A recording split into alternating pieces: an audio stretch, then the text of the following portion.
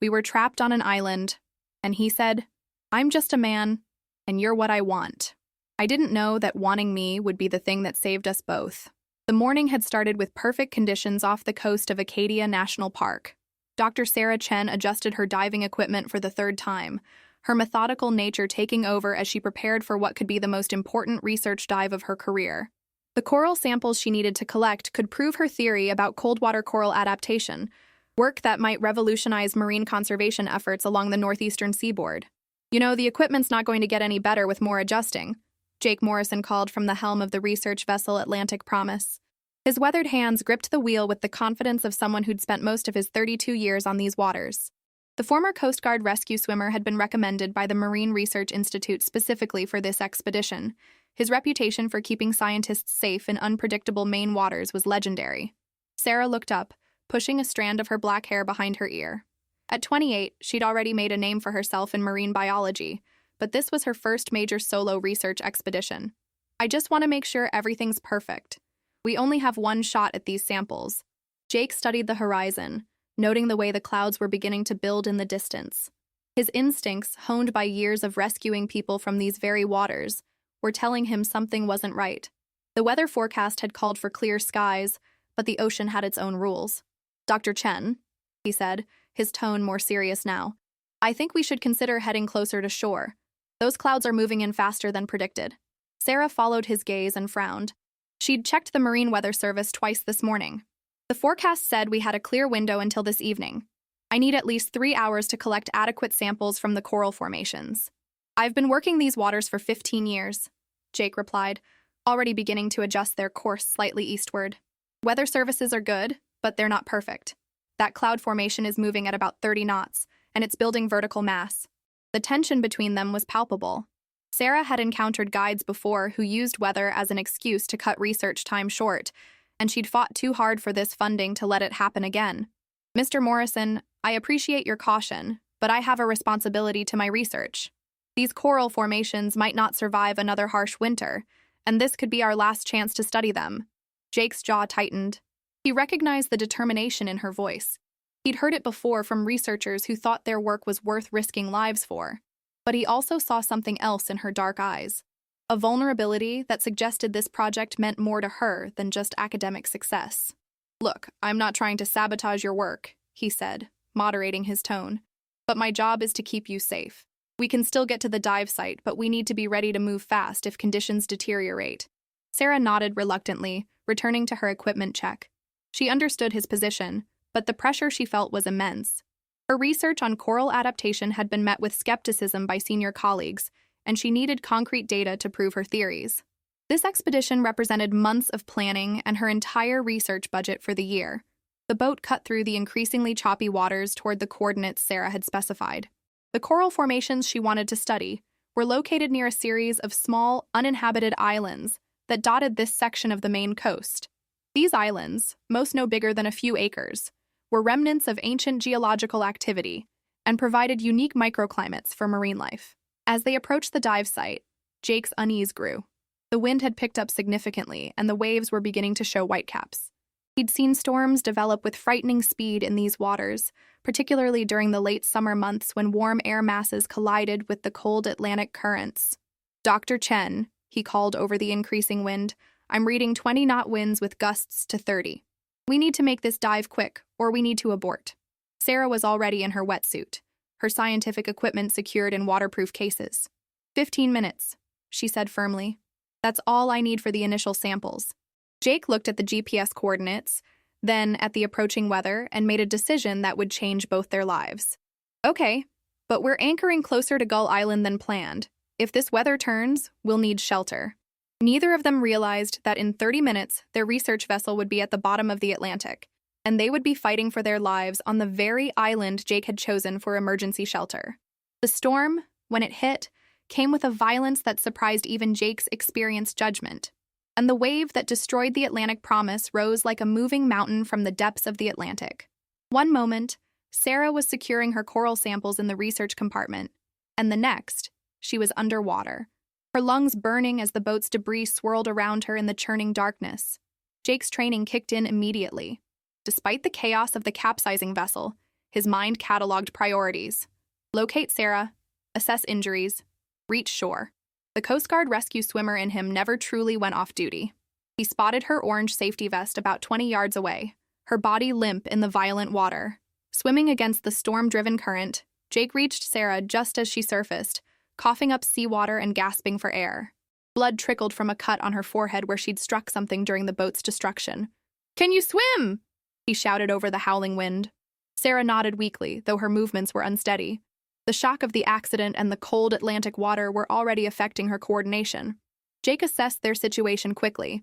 They were approximately half a mile from Gull Island, fighting 15-foot swells with no emergency beacon and no way to contact help. "We need to reach that island." Jake pointed toward the rocky outline barely visible through the rain and spray.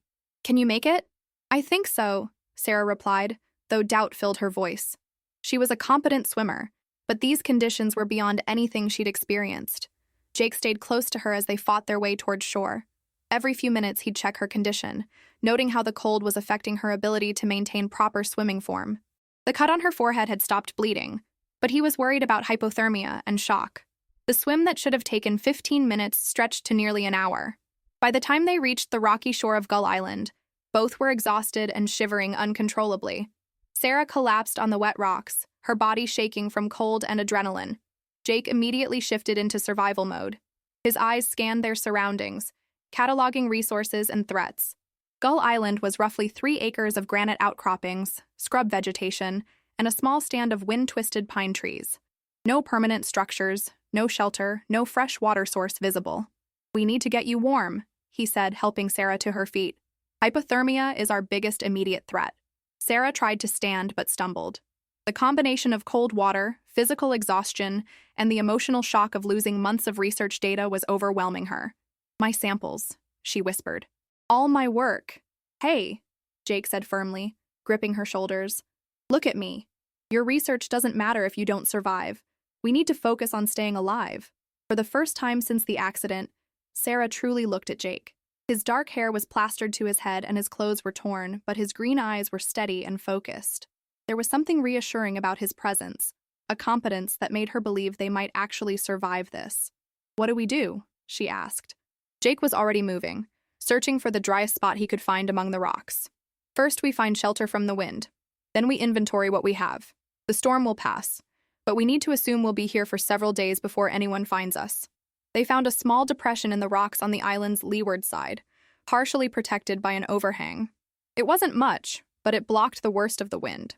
Jake immediately began gathering pine boughs and dried seaweed to create insulation from the cold granite. "What about rescue?" Sarah asked, watching him work with practiced efficiency. Jake paused in his gathering. "The Coast Guard will start searching when we don't return on schedule, but this storm will keep aircraft grounded and boats in port for at least 24 hours. After that, they'll need to search a lot of ocean. We could be here a week or more." The reality of their situation began to sink in for Sarah. She was stranded on a remote island with a man she barely knew, with no way to communicate with the outside world. Her orderly, controlled life as a research scientist had been replaced by a struggle for basic survival. "I need you to help me," Jake said, noticing her growing panic. "Check your pockets. See what you have that might be useful. I've got a waterproof emergency kit in my jacket pocket, but we'll need to pool our resources." Sarah forced herself to focus, going through her wetsuit pockets methodically. She found her waterproof phone case. The phone was dead from water damage, despite the case. A small multi-tool. An energy bar she'd packed for after the dive. It wasn't much. Jake's emergency kit was more promising. Waterproof matches, a small knife, fishing line, water purification tablets, and a space blanket. Standard equipment for someone in his profession, but hardly enough for an extended stay. "The good news is this island probably has fresh water," Jake said, studying the vegetation patterns. "Those pine trees wouldn't survive on salt water alone. Bad news is everything else. Food, real shelter, signaling equipment." As if to emphasize their predicament, another wave crashed against the rocks below them, sending spray high into the air. Sarah shivered, and not just from the cold. For the first time in her controlled academic life, she was completely dependent on someone else for survival. "Jake," she said quietly, "I want you to know. I'm sorry I didn't listen about the weather. This is my fault." Jake looked at her for a long moment, seeing past the competent scientist to the frightened woman beneath. Dr. Chen, Sarah, survival situations aren't about blame. They're about what we do next. And what we're going to do is stay alive. The second day on Gull Island dawned gray and cold, with the storm finally beginning to weaken. Sarah woke to find Jake already up, examining something near the water's edge. Her body ached from sleeping on the hard ground despite the pine bough bedding, and the reality of their situation hit her anew. Found something, Jake called softly, holding up what appeared to be pieces of debris from their boat. Part of the emergency supply compartment washed up overnight. Sarah scrambled over the rocks to where he stood.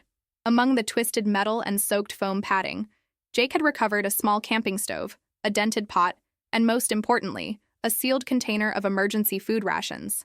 "This changes things," he said, his voice containing the first note of optimism she'd heard since the wreck. "We can purify water properly now, and these rations will buy us time to figure out more sustainable food sources." Sarah examined the supplies with her scientist's attention to detail. "The rations look like they'll last maybe 4 days if we're careful. The stove has about half a fuel canister."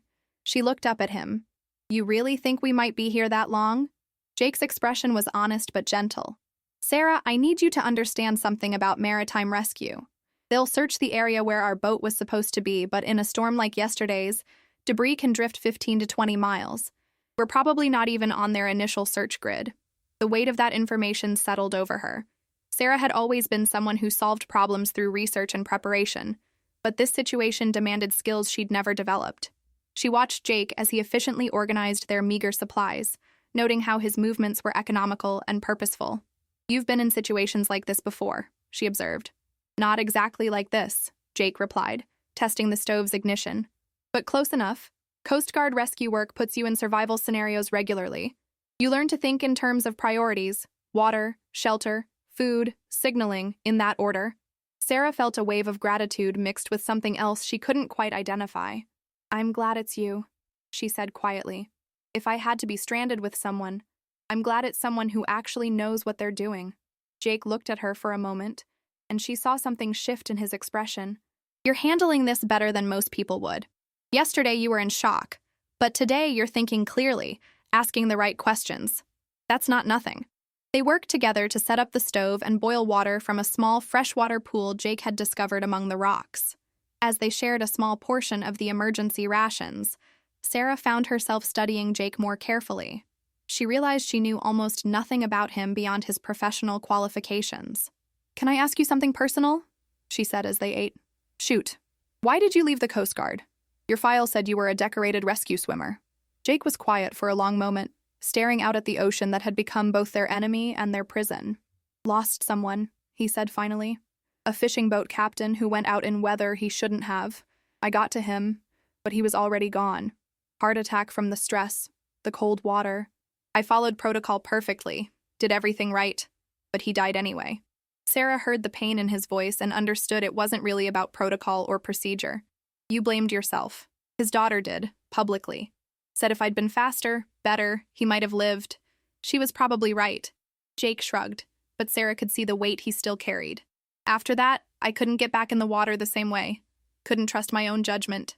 "But you're here," Sarah pointed out. "You took this job guiding researchers. You're still working on the water. Private work's different. Lower stakes. If I screw up, I'm only risking one person instead of whoever might need rescue while I'm failing someone else." He looked at her directly. "Although I guess that's not exactly true anymore." Sarah felt something shift in her understanding of the man beside her. She'd assumed his confidence came from success, but it actually came from surviving failure and finding a way to keep going. "For what it's worth, I think you're doing everything right. You've kept us alive, found supplies, made the right decisions about shelter and water."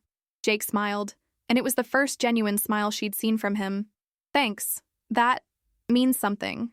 They spent the rest of the morning exploring the island more systematically. Jake showed Sarah how to identify edible plants and set up simple fish traps, using materials from the boat debris.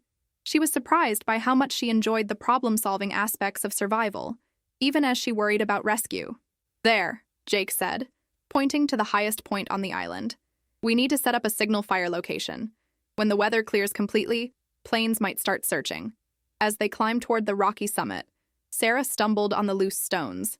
Jake caught her arm, steadying her, and for a moment they were very close. Sarah noticed the flecks of gold in his green eyes, the way his stubble was starting to show gray at the edges. She also noticed how his touch sent an unexpected warmth through her. "Careful," he said softly, not immediately letting go of her arm. "These rocks are tricky." "Thank you," she replied, acutely aware of how her voice sounded slightly breathless. They reached the summit and began gathering dry wood for a signal fire. Working side by side, Sarah found herself stealing glances at Jake. She'd been so focused on her research for so long that she'd forgotten what it felt like to be physically attracted to someone. The realization was both thrilling and terrifying. "Jake?" she said as they arranged the kindling. "Can I tell you something?" "Of course." This is going to sound strange, but despite everything, being shipwrecked, not knowing when we'll be rescued, I feel more present than I have in years. Like I'm actually living instead of just existing. Jake stopped working and looked at her. "That doesn't sound strange at all. Sometimes it takes losing everything to remember what matters." As the sun began to set on their second day, Sarah realized that what mattered was becoming increasingly clear to her, and it was sitting just a few feet away, teaching her how to arrange stones for maximum fire reflection. By the third day, they had established routines that felt almost natural. Sarah woke to find Jake tending a small fire, heating water for their morning ration of food. The domestic simplicity of it struck her as oddly comforting, even given their circumstances. "Sleep better?" Jake asked, handing her a cup of warm water with a purification tablet dissolved in it. "A little." Sarah accepted the cup gratefully, wrapping her fingers around its warmth.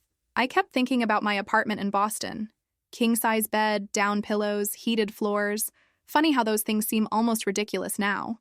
Jake smiled as he stirred their shared portion of rehydrated breakfast. "Your life in Boston. What's it like? Before all this, I mean?" Sarah considered the question. It seemed like another lifetime. Structured. Very structured.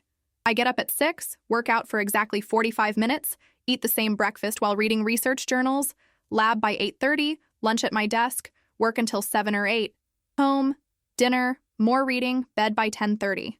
Every day? Pretty much. Weekends I might vary the routine. Grocery shopping, laundry, sometimes dinner with my research partner, Dr. Martinez. Sarah paused, realizing how sterile her life sounded when spoken aloud. "I thought that kind of discipline was what made me successful." Jake handed her the cup of warm food. "And now?" "Now I'm wondering what I was so afraid of that I needed that much control." She took a small bite, making the rations last. "What about you? What's your life like in Portland?" "Less structured than yours, but maybe too unstructured." Jake leaned back against a rock, looking out at the ocean. "I rent a small house near the waterfront. Do guide work when I can get it, some boat repair, odd jobs. I read a lot, mostly history and biographies.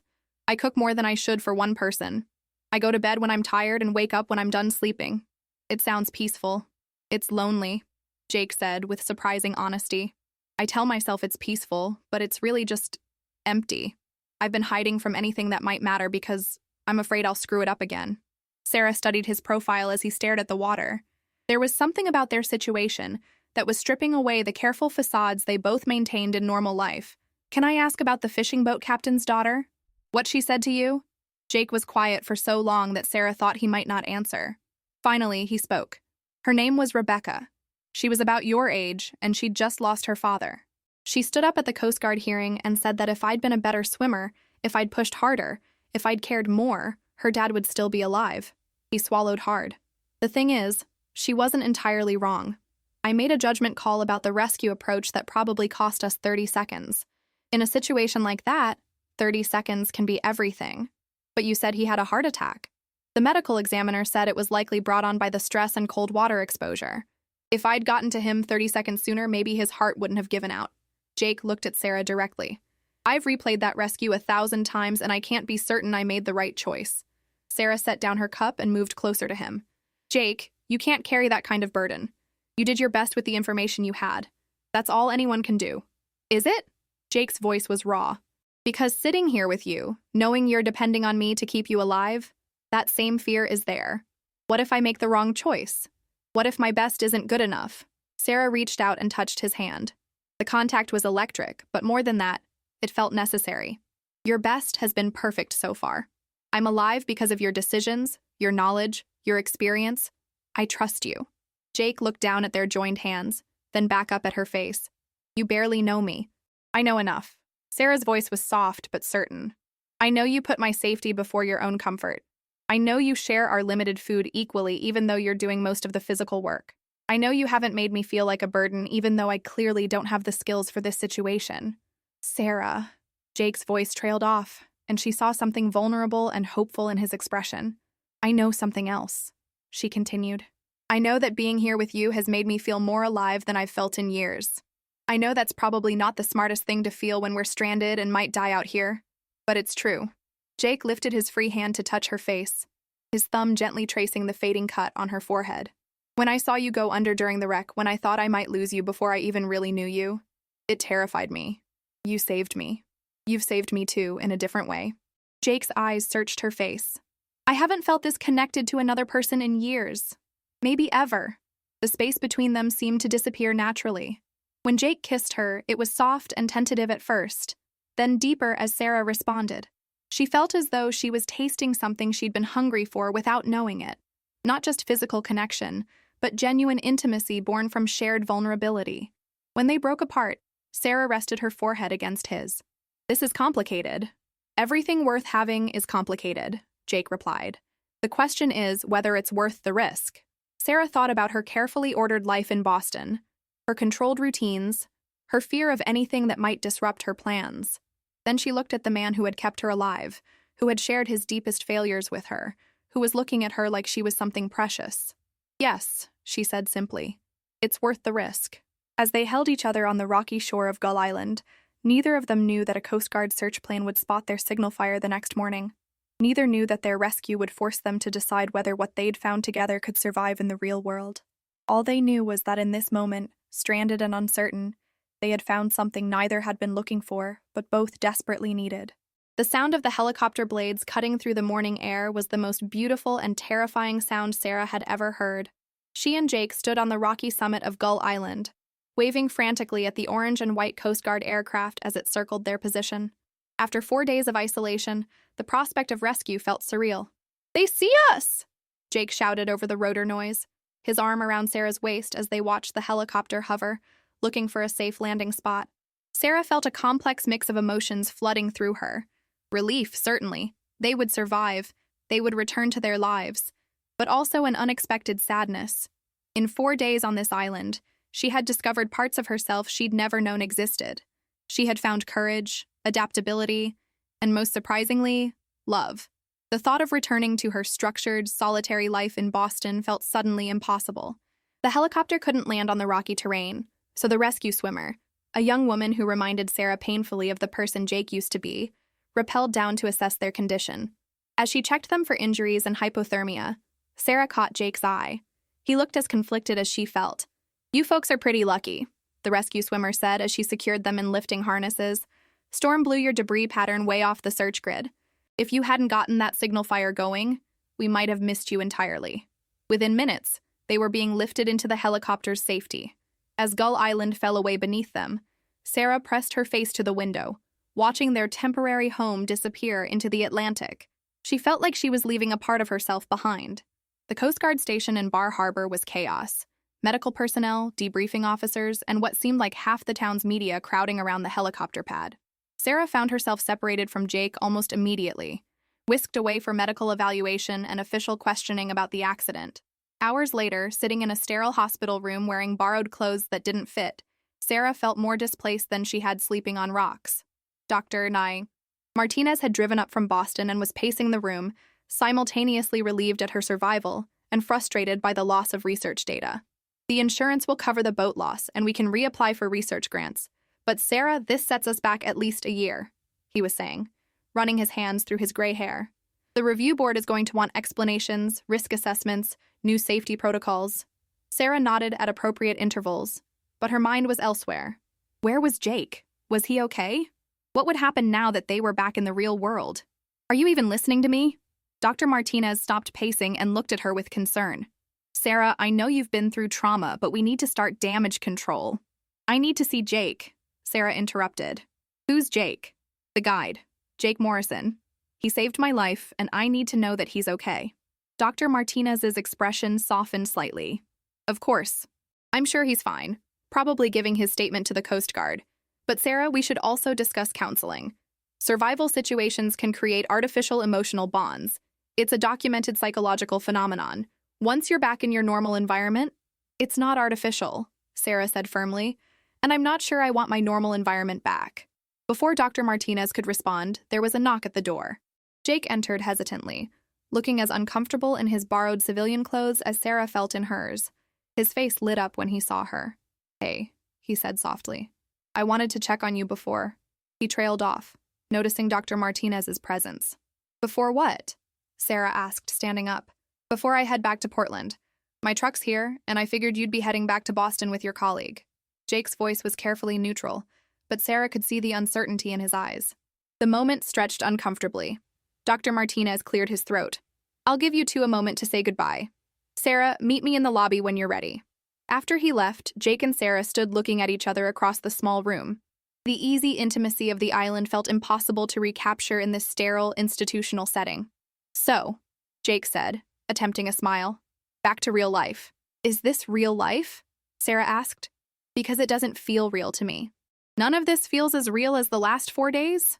Jake moved closer, and she could see he was struggling with the same disconnection she felt. "Sarah, what we had on the island—" "Don't," she interrupted. "Don't tell me it wasn't real, or that it was just survival instinct or trauma bonding. I know the difference between fear and love, Jake." "Love?"